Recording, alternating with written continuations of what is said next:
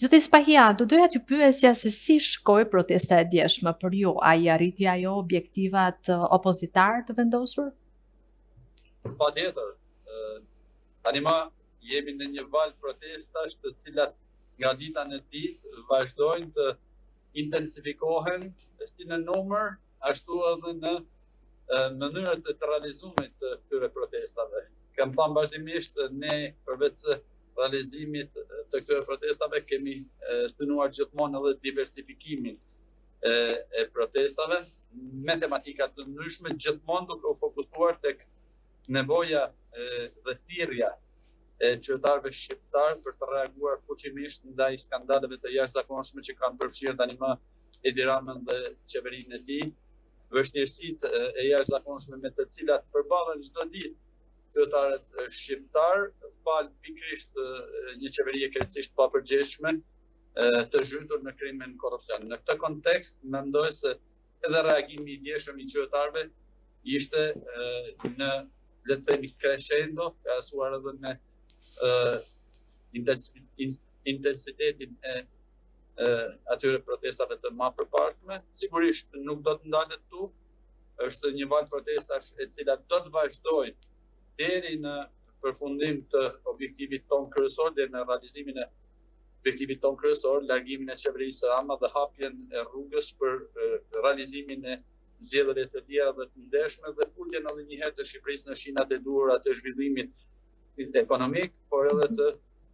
realizimit të proceseve të integrimit, të cilat me këtë qeveri, me këtë majorancë, e cila ka kapur çdo institucion të pavarur, e cila është çdo ditë e faktuar tashmë në afera madhore korruptive, nuk mund të vazhdohet më përpara. Sa larg e shikoni rrëzimin e kryeministrit Edi Rama apo të qeverisë së tij, duke pasur parasysh që protestat nuk po bëhen për herë të parë, pra ka një valë protestash, rikthim në to, dhe sa të gjata do të jenë këto intensifikime që vetë kryetari i PD-s flet? Për hir të vërtetës, tani më është bindje absolute e shumicës dërmuese të qytetarëve që kemi të bëjmë me një qeveri të shkërmoqur nga pesha e zullumeve dhe aferave korruptive në të cilat faktohet e kapur çdo ditë, do të varet shumë nga reagimi qytetar, nga reagimi i atyre shtresave të cilat do duhej të reagonin fuqimisht ndaj padrejtësive madhore që u bëhen çdo ditë. E kam fjalën këtu duke filluar nga intelektualët e vërtetë të këtij vendi, të cilët mendoj se kanë edhe detyrë qytetare, reagimin dhe udhëheqjen edhe të opinionit publik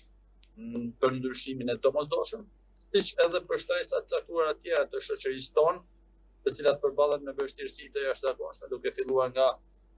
arsimtarët, mjekët, por edhe fermerët, të cilët janë të vjedhur çdo ditë në xhepat e tyre nga përfaqësuesit më të lartë të qeverisë, pikërisht atyre që do duhej të mendonin për për të marrë ndihmë apo për të zgjidhur problematika të shumta me të cilat përballen çdo ditë. Në këtë kontekst, mendoj që edhe puna e opozitës shqiptare dhe objektivi kryesor i opozitës shqiptare, veçanërisht i Partisë Demokratike, do të jetë pikërisht në kanalizimin dhe orientimin e asaj pakënaqësie dhe revolte mbar popullore dhe nevojës për ndryshim që kërkojnë çdo ditë qytetarët shqiptar, në mënyrë që të realizojmë sa më parë largimin e kësaj qeverie dhe krijimin e kushteve të nevojshme bazike të pakta për realizimin e zgjedhjeve të tjera dhe të ndershme. Mbrëmjen e djeshme pam një protestë ndryshe nga rallëherë pa fjalime. Por ju e dini më së miri që në politikë simbolika flet edhe më shumë. Simbolika e flamurit gjerman. Çfarë tregonte, çfarë donte të thoshte? A ka frikë Rama aktualisht nga Gjermania që ju e përdoret këtë flamur ndryshe nga çfarë mund të ketë qenë herëve të tjera ai shbava? Gjermania, duke qenë edhe shteti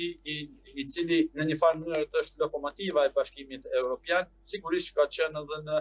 një ndër shtetet më aktive në denoncimin dhe faktimin e aferave korruptive të kryeministit Rama dhe qeverisë së tij. Sigurisht është edhe një shtet i cili shikon me përgjegjësi të lartë detyrimet që ka shteti shqiptar, qeveria shqiptare, edhe në procesin e integrimit. Gjermania është një shtet jashtëzakonisht serioz, i cili problematikat e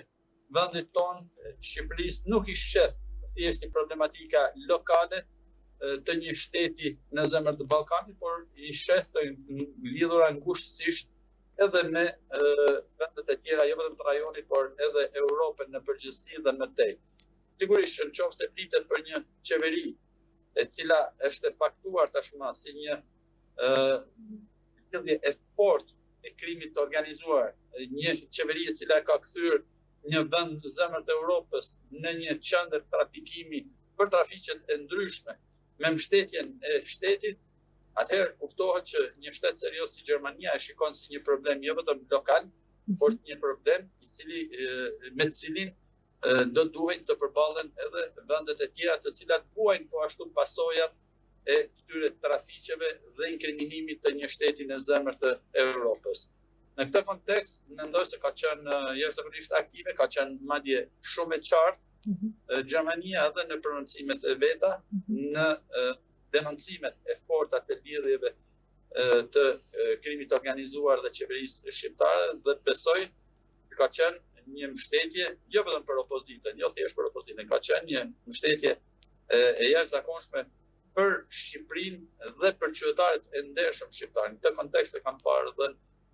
simbolikën e djeshme të flamujve gjerman në duart e qytetarëve protestues. Në fakt ka një lidhje shkak pasoj, pasi ambasada gjermane në Tiranë ishte e para që reagoi pas asaj që ndodhi në parlament para pak ditësh lidhur me moslëshimin që u bë i zëvendës kryeministres Belinda Balluku, për sa i përket llogarisë së SPAK. Edhe reagimi i ambasadës gjermane, por edhe i shumë institucioneve të tjera diplomatike dhe jo vetëm institucioneve ndërkombëtare, të cilat sigurisht e kanë fare të qartë dhe kanë parë si një tentativë për të mbrojtur me anën e forcës së kartonëve në parlamentin shqiptar persona në majët të qeverisë shqiptare të akuzuar për korrupsion dhe afera madhore korruptive, siç ishte rasti i Belinda Ballukut. Kuptohet, unë besoj e kanë krejtësisht të qartë këto institucione për fshirjen direkte të Edi Ramës në këto afera, prandaj edhe një reagim i tillë nga ana e tyre si një akt i paprecedent dhe i patolerueshëm për vendet demokratike, ajo çfarë ndodhi në parlamentin shqiptar, në fakt nuk kishte ndodhur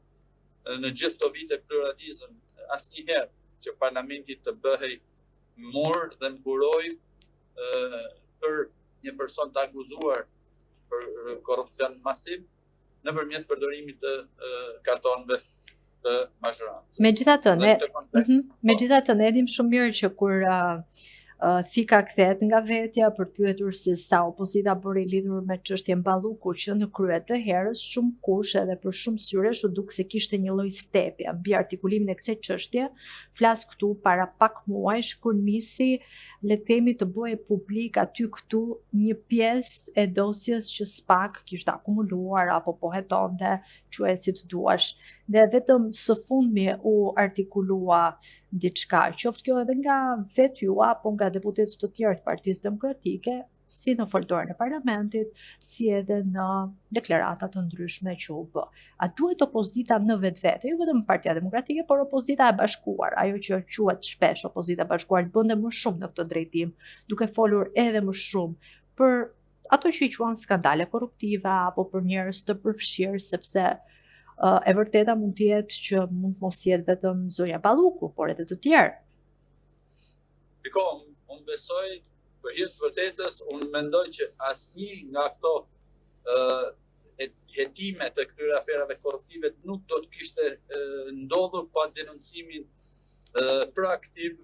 të vazhdueshëm të opozitës shqiptare. Ka qenë pikërisht opozita shqiptare e cila ka denoncuar me forcë aferën korruptive të tunelit të Llogaras dhe përfshirjen direkte në këtë aferë, jo vetëm të zëvendës kryeministres Balluku, por edhe të Edi Ramës direkt, ashtu siç ka qenë opozita shqiptare e cila ka denoncuar në 10 herë aferat korruptive që lidheshin me lotët e Unazës së Tiranës, apo edhe me sfundmi me përfshirjen në aferë korruptive të Edi Ramës në oborrin e tij privat, si kemi quajtur akshin tani më. Dhe për t'ju sjellë në vëmendje tuaj, nuk ka qenë në fakt vetëm këto denoncime, në fakt denoncimeve të opozitës shqiptare dhe Partisë Demokratike sot gjendët në pashekurave edhe kryebashkiaku i Tiranës, i cili për shumë kohë u tentua të mbrohej nga kjo mazhorancë dhe ka qenë pikërisht fal denoncimeve dhe fal protestave të opozitës shqiptare, të cilat asnjëherë nuk pushuan deri në veprimin e drejtësisë, të cilat kanë çuar pastaj në hetimin e thelluar të kryebashkiakut, ashtu siç edhe të atyre aferave të tjera të drejtorëve të aferës PSD, etj. Ne për hir të vërtetës mendoj që në kushte ekstremisht të vështira, opozita ka bërë detyrën e vet qytetare, duke denoncuar me forcë përfshirjen e Edi Ramës dhe ministrave të tij apo drejtorëve të tij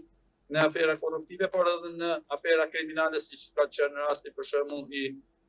denoncimeve të vazhdueshme që Partia Demokratike ka bërë ndaj Ergjys Agasit si personi i kontaktit dhe nyja lidhëse midis Edi Ramës dhe botës së krimit, bandave kriminale, të cilat përveç se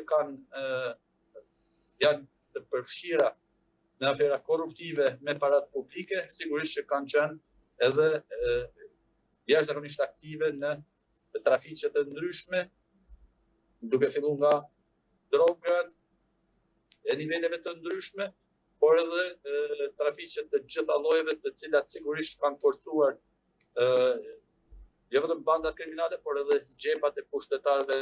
të cilët pastaj sigurisht në një rreth vicioz janë përdorur edhe për tjetërsimin e vullnetit qytetar në zgjedhjet si të përgjithshme ashtu edhe ato lokale. Të gjitha ato kanë qenë denoncime të cilat janë iniciuar nga opozita dhe Partia Demokratike. Dosjet janë atje, në SPAK flasim vetë, janë të pafundme, të panumërta, shumë prej tyre akoma të pahetuara. Megjithatë, sot bëri gjerë në rrjetit një tjetër lajm ku njoftua se 10 telefon, kompjutera apo edhe USB të sekuestruar nga SPAK për dosjen Balluku do të hapen për të gjetur prova të reja. Mendoni ju se bashkë me të mund të bien në rrjetën e SPAK apo në dyert e drejtësisë edhe drejtorët e dikastereve për firmat e vendosura në për projekte të ndryshme qofshin nën presion ose jo? Unë kam bindjen absolute që jo vetëm drejtorët, po të hapen telefonat e zëvendës kryeministres Balluku dhe të bashkëpunëtorëve të saj, do të dalë qartë edhe përfshirja e Edi Ramës në këto afera, si koka e vërtet dhe koordinatori i vërtet i abuzimit me parat publike nëpërmjet këtyre aferave. Unë kam bindjen se hapja e këtyre telefonave do të jetë në një farë mënyrë edhe hapja e kutisë së Pandorës, ku shqiptarët sigurisht që do të dëgjojnë çuditëra dhe do të njihen me mënyrën e veprimit të kësaj qeverie, e cila i ngjason më shumë një organizate kriminale apo një bande e cila pushtetin e ka përdorur për të abuzuar, për të grabit, për të vjedhur fondet publike pra të parave të taksapaguesve shqiptarë. Dhe kjo ka qenë shumë interesante në gjykimin tim. Ngelet për tu pa sa do të jetë jashtë SPAK-u të thellohet në këto hetime, mbetet për tu pa a ka humbur kohë apo më mirë themi a ka përfituar nga koha e dhënë nga Edi Rama dhe kjo mazhorancë Belinda Balluku për të fshirë sadopak apo për të ndikuar sadopak tek provat dhe tek dëshmit. Kjo ka qenë besoj edhe një prej arsyeve kryesore për cilën Edi Rama dhe kjo mazhorancë nuk e ka dëshuar imunitetin e zonjës Balluku. Gjitha këto ngelen për të parë, por unë kam gjithsesi bindjen që sa më shumë të thellohet drejtësia në hetimin e këtyre aferave, këtyre personazheve të përfshirë, aq më shumë do të shohim të zhytur brenda edhe vetë kryeministri Rama. Meqense jemi te aferat, sot Media 60 ka publikuar një investigim, kundër të tjerë artikulohet fakti, meqense ju keni qenë kryebashkiak i Shkodrës, prandaj më lejoni t'ju bëj këtë pyetje, se një nga godinat më të njohura historike të qytetit të Shkodrës, njohur nga të gjithë shkodranët, por edhe më tej si Kafja e Madhe, pritet të transformohet në një hotel dhe kompleks shërbimi që kryeministri Rama ja ka besuar kompanisë në pronësi të bashkëshorte si është deputetit Agron Çela. Keni një koment? Jo, por sigurisht që çdo qytetar e lexon këtë si një shpërblim për le të themi përdorimin që Edi Rama i ka bërë alatëve të tij në zgjedhjet e fundit parlamentare. Është le të themi me pakta që mund të thuhet apo të mendohet, besoj që në një farë mënyrë jo vetëm Shkodër, por në çdo bashki dhe qytet të Shqipërisë, Edi Rama zgjedh të shpërblej ato që e kanë ndihmuar ato të grabisë, le të themi, 83 mandatet e tij. Në këtë kontekst asnjë surprizë, është e njëjta formë, e njëjta metodë. Edi Rama përdor le të themi fuqinë që i jep pozicioni si kryeministër, por edhe para publike të shqiptarëve për të shpërblyer në të gjitha format ato që kanë kontribuar për ta mbajtur në pushtet dhe për të tjetër suvullnetin e qytetarëve shqiptar. Edhe diçka të fundit për t'ju rikthyer edhe një herë aty ku e nisëm, sepse gjatë mbrëmjes së djeshme, pas përfundimit të protestës, ka pasur një varg deklaratash në distancë mes Berishës e Saljanit, iniciuar nga ky i fundit. Apo favorizon Berisha Saljanin, a e ka frikë Saljanin apo kandidaturat e tjera për kreun e PD-s, përsa i përket zgjedhjeve brenda partisë së datës 23 maj? Shiko, nuk më duket krejtësisht e pa vend dhe krejtësisht e pa vërtet diskutimi me të cilin ndëkush mund të mendojë se Berisha mund të ketë frikë. Nuk është çështje e frikët, absolutisht është ndoshta i vetë lider i cili vazhdimisht e ka vënë veten në dispozicion të votimeve, të votbesimeve për pozicionin e kryetarit të partisë. Nuk besoj se ka edhe një lloj diskutimit për këtë pjesë. E ka deklaruar edhe vetë disa herë disponibilitetin për të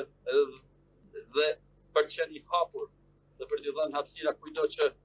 shpreh ambicie, por nuk besoj se është ky diskutimi. Unë mendoj që Partia Demokratike, ashtu siç asnjë parti tjetër në aspektin politik shqiptar, ka treguar që është e gatshme të realizojë procese zgjedhore brenda vetes në mënyrë që të jap mundësi kujdo që mendon apo pretendon të ushtroj funksione të ndryshme brenda Partisë Demokratike në çfarëdo lloj niveli të përballet me votën dhe themi votbesimin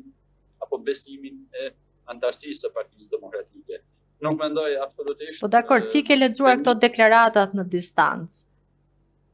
Absolutisht si një gjë krejtësisht normale. Okay. Të them drejtën, unë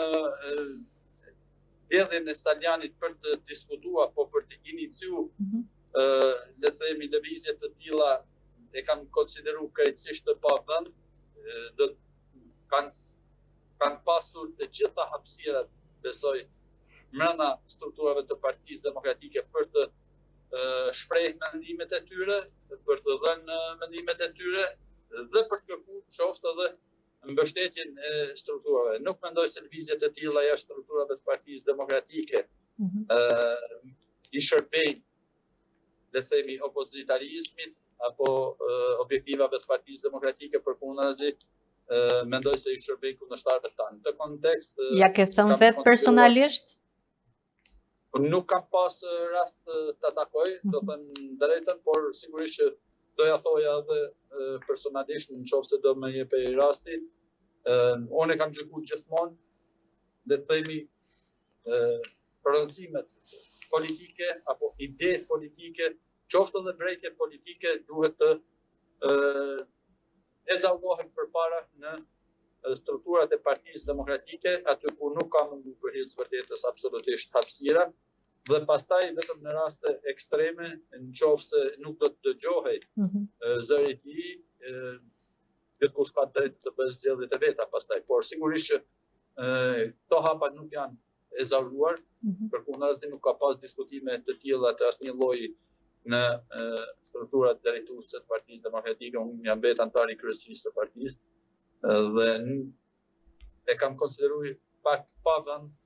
ndërmarrjen e iniciativave të tilla pa i zaruar përpara. Gjithsesi mendimi i tij. Okej, edhe diçka të fundit, ju keni vite në politikë, gjithashtu keni qenë menaxher i pushtetit vendor i Bashkisë së Shkodër për disa kohë. Si e pat lëvizjen e Spiropalit? U distancua vet apo e distancuan? Dhe është në një pikë që duhet ti shkaktojmë mëshirë për atë që i ndodhi? Jo, lëvizja e Spiropalit sigurisht që nuk ka qenë një lëvizje e vetja, një dëshirë e saj, ka qenë një, le themi, një goditje nga ana e kryeministrit Rama. Besoj ka qenë e lidhur pa diskutim me zgjedhjen që ka bërë Edi Rama për të qëndruar në krah të Belinda Ballukut, një zgjedhje e cila ka rënë ndesh sigurisht me shumë prej drejtuesve të edhe të Partisë Socialiste, të cilët nuk, me sa duket, nuk kanë qenë absolutisht dakord me mbrojtjen e pakushtuar dhe pa limit që Edi Rama po i bën Belinda Ballukut të akuzuar për një aferë korruptive. E konsideroj edhe këto lëvizje të dobta, të zbrehta të Elisës Spiropalit si shumë të vonuara. Do duhet që socialistët e ndershëm, ato që pretendojnë të përfaqësojnë interesat e socialistëve të ndershëm, do duhet të ngrinin zërin me kohë, ndaj mënyrës se si kryeministri Rama ka zgjedhur të drejtojë jo vetëm qeverinë, por edhe Partinë Socialiste nëpërmjet një diktati të fortë ku